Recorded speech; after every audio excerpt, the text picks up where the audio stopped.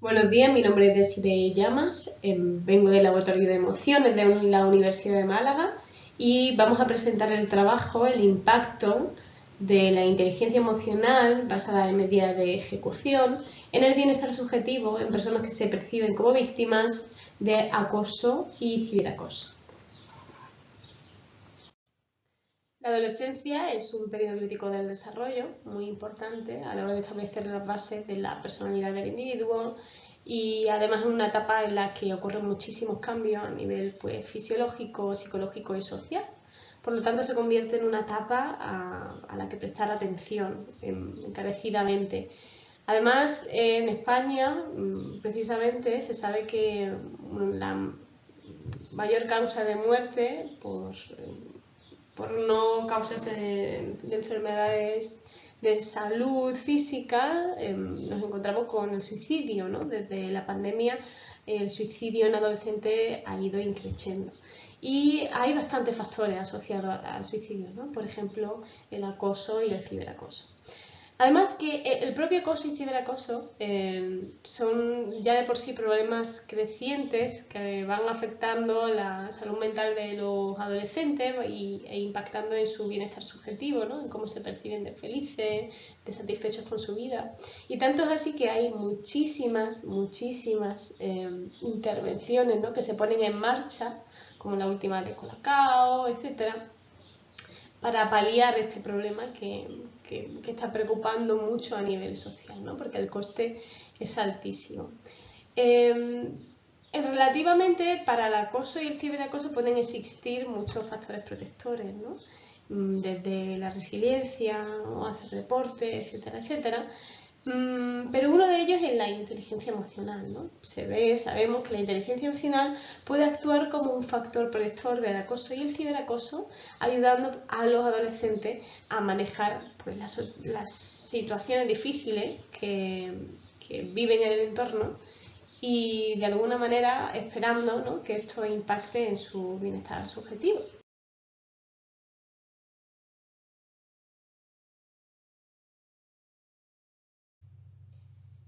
En este sentido, la inteligencia emocional, según Mayer y Salovey, y en su definición de 1997, implica la habilidad para percibir, para valorar y expresar emociones con exactitud, que esa sería la rama de percibir, la habilidad para acceder y o generar sentimientos que faciliten el pensamiento, que esa sería facilitación, la habilidad para comprender la emoción y el conocimiento emocional, por supuesto, la rama de comprensión, y la habilidad para regular las emociones que promueven el crecimiento emocional y intelectual.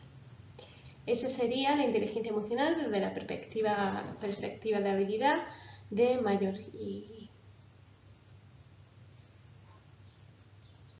Por lo tanto, teniendo en cuenta de que la inteligencia emocional se había relacionado negativamente con el acoso y el ciberacoso, y positivamente con el bienestar subjetivo en adolescentes, pues nosotras estudiamos cómo la inteligencia emocional, medida como una habilidad y medida también a través de un instrumento de rendimiento, de ejecución, que nos puede dar respuestas como incorrectas o correctas, pues cómo la inteligencia emocional, medida desde este modelo y de esta manera, va a impactar o no en el bienestar subjetivo de los adolescentes que se perciben, en este caso, como víctimas de acoso y ciberacoso. Para ello, pues evaluamos las variables de la inteligencia emocional como habilidad basada en el rendimiento, acoso, ciberacoso, afecto positivo y afecto negativo y felicidad subjetiva. Como hipótesis planteamos dos, que el percibirse como víctima de ciberacoso o acoso va a estar correlacionado positivamente con el efecto negativo y correlacionado negativamente con la felicidad subjetiva.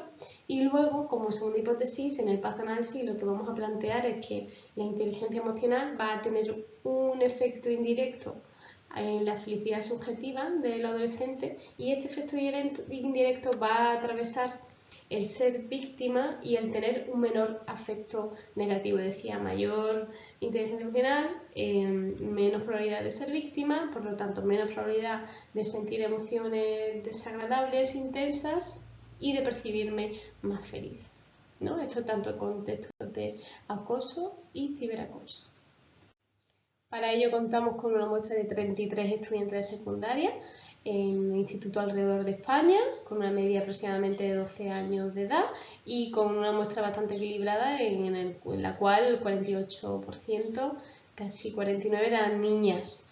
Los instrumentos utilizados pues, fueron el TIESBA para medir la inteligencia emocional, que es el instrumento para medir la inteligencia emocional de la Fundación Botín, el famoso PANAS para medir afecto positivo y afecto negativo, que van a ser las variables que miden la intensidad con la que las personas sienten emociones agradables o desagradables a lo largo de un mes. El SHS, que mide felicidad subjetiva, que al final cuando se pregunta felicidad subjetiva lo que estamos haciendo es preguntarle al individuo cómo de satisfecho no se siente con su vida actual, ¿no? Estamos abordando un componente mucho más cognitivo del bienestar y cuando medimos PANAS lo que estamos midiendo es un componente más afectivo del bienestar, ya que en el PANAS preguntamos sobre emociones agradables y desagradables que se viven en la vida diaria y en el instrumento de felicidad lo que estamos evaluando va a ser cómo de satisfecho yo me siento con mi vida en general, ¿no? Una evaluación, como decía, mucho más cognitiva. Y luego nos encontramos con dos instrumentos de European Bullying Intervention Project Questionnaire, que va a medir actitudes de bullying, y de European Cyberbullying Intervention Project Questionnaire, que va a medir pues, actitudes de ciberbullying, de ciberacoso. Para realizar los análisis, pues hicimos análisis de correlación, además de los descriptivos, y lo más importante del estudio serían los path analysis, ¿no? Los análisis de senderos, de trayectoria, que van a establecer los efectos directos e indirectos en estas relaciones con las variables del estudio. En los análisis de correlaciones vemos que se cumplen las hipótesis propuestas. Es interesante señalar que a nivel de afecto positivo, ser víctima de bullying no correlacionaba con un menor afecto positivo de forma significativa. Sí que está el signo, ¿no? Pero no la significación. Quizá esto, aumentando la muestra, podría esclarecerse o no. Pero respecto a la relación con las demás variables, todas cumplen las hipótesis, ¿no? A mayor inteligencia emocional, menor victimización, tanto en acoso como en ciberbullying, mayor afecto positivo, menor afecto negativo, y una mayor inteligencia emocional, la habilidad, pues una mayor percepción de bienestar, ¿no?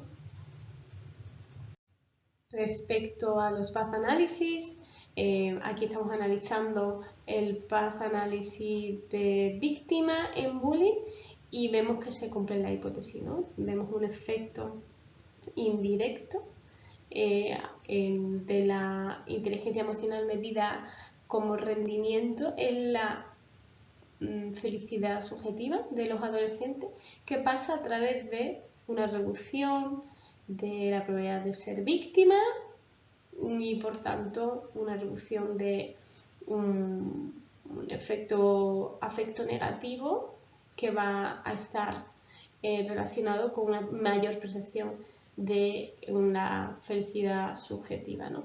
Como vemos, ser víctima no tiene una relación directa con el afecto positivo, ¿no? Como de agradable o yo me siento, ¿no? En mi día a día siendo víctima o no, parece ser que no correlaciona, ¿no? La intensidad de las emociones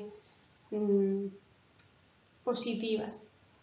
Este camino se repite también para el ciberacoso, ¿no? Los resultados son iguales en los dos path análisis. Como decía, vemos que el mismo path análisis con pequeñas variaciones en los efectos se repite, ¿no? Tanto para víctimas de ciberacoso como para víctimas de acoso. Antes de pasar a las conclusiones, me gustaría mencionar cierto tipo de alimentaciones que puede tener este estudio, partiendo de la desigualdad social típica de los autoinformes, que en este caso pues, puede ser probable en tanto en informes de acoso como ciberacoso y felicidad subjetiva. Por lo tanto, pues también sería interesante tener otros puntos de vista, como otros informantes como tutores o padres, etcétera. También mencionar que el perfil que se utiliza para el acoso y ciberacoso al final no es un perfil puro, y sí que para futuros estudios necesitaríamos hacer perfiles puros, por ejemplo, de víctimas o de agresores, ¿no? Para tener en cuenta esto, no solamente la percepción que los adolescentes tienen de su perfil en esta situación. Y también, pues, si la muestra fuera más amplia y recorriera otro espectros de edad, etcétera, pues la generalización de los resultados sería mayor, y como se trata de un estudio racional, pues no podemos establecer relaciones de causalidad.